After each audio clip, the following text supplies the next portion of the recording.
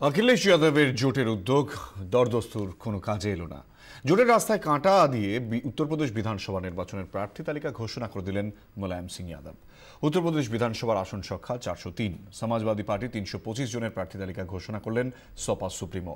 Ticket দেওয়া হয়েছে দলের 176 জন বর্তমান বিধায়ককে। মুলায়মের বাউন্সারে জয় হলো अखिलेशेर বিরুদ্ধে গোষ্ঠী शिवलाल यादवेर। समाजवादी पार्टी का किसी से गठबंधन नहीं होगा। 325 कैंडिडेट है कुल, अभी शायद संभावना बची हुई है। 78 सीटें जो आपने छोड़ी हैं वो कांग्रेस के लिए छोड़ी हैं। मैंने समाजवादी पार्टी की कुछ सीटों पर सर्वे नहीं कर पाए, जितने पे सर्वे कर लिया है और बातचीत हो गई वो कर दिया है, और 4-5 दिन में वो भी सर्वे खत्म हो जाएगा। हमारी पार्टी में पहले कोई नहीं किया जाता है, और जब विधानमंडल दल की बैठक होती है तब तक हो जाता है।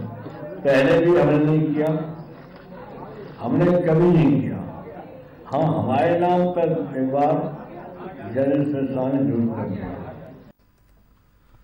দিনভরের নাটকের পর ভারতীয় অলিম্পিক সংস্থার সাম্মানিক সভাপতি পদ গ্রহণ করতে অস্বীকার করলেন সুরেশ কালমাদি। মঙ্গলবার কালমাদি এবং অভয় চৌতালাকে আজীবন সাম্মানিক সভাপতি পদ দেওয়া হয়, কিন্তু তারপরেই আইইউ এর সিদ্ধান্ত নিয়ে বিতর্ক তৈরি হয় দেশ জুড়ে। আইইউ এর এই সিদ্ধান্তের সমালোচনা করে বদল করতে আইইউ এর উপর চাপ বাড়ায় কেন্দ্রীয় ক্রীড়া মন্ত্রক। ক্রীড়ামন্ত্রী বিজয় গোয়েল শোকজ করে আইইউ কে।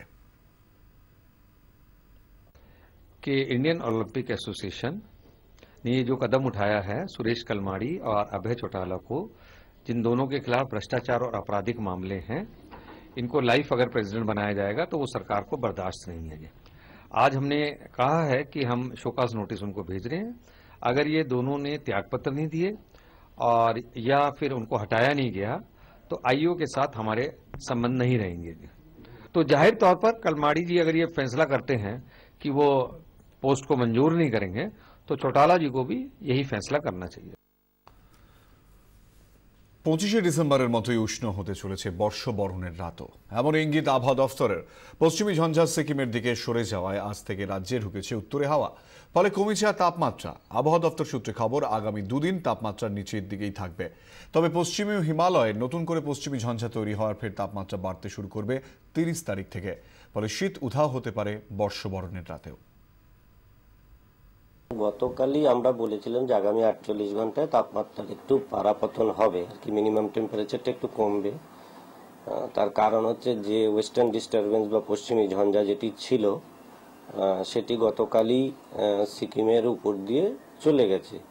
ফলে কি হয়েছে, উত্তর পূর্ব এবং উত্তর দিক থেকে ঠান্ডা হাওয়া আমাদের রিজিয়নে এসছে। 30 তারিখের পর থেকে আবার একটু গ্র্যাজুয়ালি তাপমাত্রাটা বাড়বে। কারণ হচ্ছে 28 তারিখ মানে আজকে সন্ধে বা রাতের পর থেকে আবার একটি নতুন পশ্চিমী ঝঞ্ঝা পশ্চিম হিমালয়ে প্রবেশ করবে।